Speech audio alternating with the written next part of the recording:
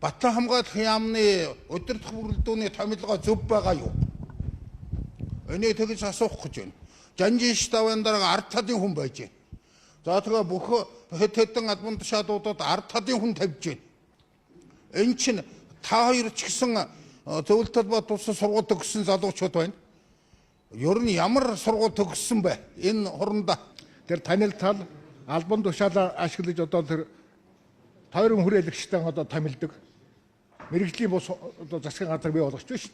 Тэгэл газар хэлцээний дарга нар тэрнээс доош агентлагуудын дарга газар хэлцээний дарга тэрнээс доош албан тушаалтнуудыг дандаа тэр танилын хүрээнд ингэж байж байгаа улс орны хөгжилд одоо тушаа болж байна гэж хэлээ. Инженерийн активч гэдэг юм уу, нисхийн активч гэдэг юм уу, ийм актив хүмүүсүүдийг сургах газар яах гэж байдгийг. Тэнд сураад ирсэн хүмүүсүүдийг яагаад тэр ажилд нь тавьдаггүй болчиход байгаа юм бэ? Энэ хаанхын бодлого юм бэ? Хоёрт удирдлагын хувьд ярьдаг офицеруудах зөвөө. Та нар хар дархаа аврах сайттай. Онцгой байдлын дэд сайттай. Ард талын жанжигтааван дарагтай түүний ажлыг хийх гэсэн офицерийн Сүхбат генералт. Ягаад гэвэл офицерийн мэдхгүй үед ажлыг хийж өгөх гэж очиж байна. Энийгээ бол бодох ёстой. Дэндүү хариуцлагагүй. Тэр Эрдэнэт орондоо энэ төргээ боловсролтой дэд сайд байсан улсууд хайцсан. Боловсролчин байдаг л гэдэг юм байна. Одоо нэг хэцүү юм болсон. Бидний амьдрал нийгэм өөрчлөгдсөн, зарим нь тэтгэвртэй гарч ирсэн, зарим нь гарч чадаагүй 17 жил, 20 жил, 22 жил ажиллаад буцаад аримд орохоор хөгшин гэж болоод тэтгэвргүй амьд зөндөө явж байгаа. Инхээр цолын сэргээж өгдөг. Яамныхын хоёр дарга нэг муу юм байна үний нөөцт. 6 сар болоод царлогын сэрэг ингээл хүн инженеэр нь ажиллаулаад байдаг. Өнөөх нь махаацалгаагаал яваад байдаг. Сүлдээ гутраал архиудаа гэхэр насаа ичдэг. Гэхдээ энэ болооч ингэж зоохоо. 4 жил, 5 жил явж байгаа офицер ахлагч байна. Цол сэргэн гээд.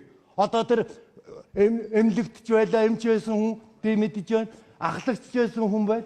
Гэхдээ энэ яаж тоглож байгаа вэ? Тэр нэг ахлах цолгой чинь 6 сар болоо гэдэг юм бол ажилласаа хийж ивэл өгчгөөчтэй тий. Өнөөх нь хэдэн жил, ганц 2 жил болж байгаа өөрөө урд нь 20 хэдэн жил энгийн сахилгаан ажиллагаан 5-6 жил явцсан хэдэн цаамаар энтрээ зүүцсэн амт чинь тэтгэвртэй гаргая л дээ. Би энэ яамн төрөө би 21 жил ажилласан хүн. Сүүлд энэ Ахмадын хороонд би 17 жил ажиллаж байна. Ахмадын хорооны зохион байгуулагч нарийн бичгийн дарга. Би ер нь тэр болов тэрэндээ би яриад яах юм? Хараад байхад одоо зүүн ер нь бол одоо маний үеийн ажиллаж байсан одоо биш ой огтмаар юм харагдаж байгаа. Бид ингэж ажиллаж байгаагүй энэ улс эх орнд энэ аримд. Яагаад онцгой хөдөлмөр гэж байгаа юм? Үх гэхээр нь үхдэг учраас, сэх гэхээр нь сэхдэг учраас иргэдээс арай илүү тавьж байгаа бид нарыг. Тэрнээс иргэдтэй адил тэтгэвэр нэмэгдэл гэж гуугаагүй байна бид нар. Зүгээр л төрөөс өгсөн мөрдснийхаа хамаалга 100% өгч чаддаг юм уу 70-аар бодоод генералуудаас арай ондоо тийм ээ. Тэгж л нэхэж байгаа юм. Өөр юм бол байхгүй.